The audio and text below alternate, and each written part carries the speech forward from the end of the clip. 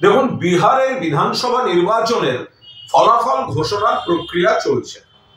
তো এখন এ বিষয়ে চূড়ান্ত কোনো মন্তব্য বিশ্লেষণ করার কোনো সময় এখনো আসেনি। প্রবণতা হয়তো স্পষ্ট, কিন্তু আমাদের সর্বোচ্চ নেতৃত্ব খতিয়ে দেখছেন।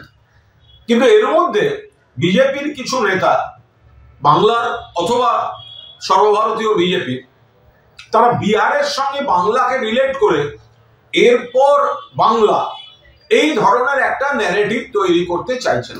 খুব স্পষ্টভাবে বলে রাখি, বিহারের ফল যাই হোক, দয়া করে কোনো কষ্টকল্পিত তুলনা বাংলার সঙ্গে করতে আসবেন না।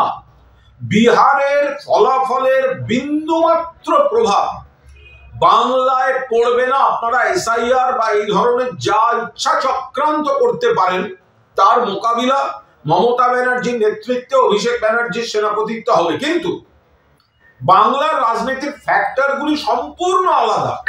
এখানে উন্নয়ন, এখানে বাংলার সম্মান, বাংলা ভাষার সম্মান, পরিযায়ীর প্রতি চূড়ান্ত অপমান বিজেপির, তাদের অধিকার রক্ষা, বাংলার মানুষের বৈধ ভোটারদের অধিকার রক্ষা, কেন্দ্রের টাকার জন্য বঞ্চনা, প্রতিশোধের রাজনীতি।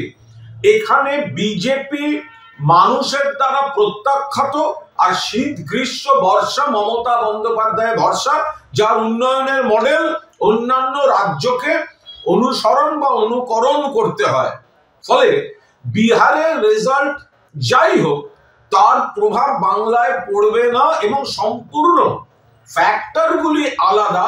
এখানে তৃণমূল মানুষের বন্ধু এবং সামাজিক আর্থসামাজিক কাঠামোয় মানুষের আর্থিকভাবে সামাজিকভাবে তৃণমূল বন্ধু, এবং বিজেপি বঞ্চনা, উপেক্ষা, অপমান, অস্তিত্বের সংকট তৈরি করে দেওয়ার জন্য বিজেপি এখানে শত্রু।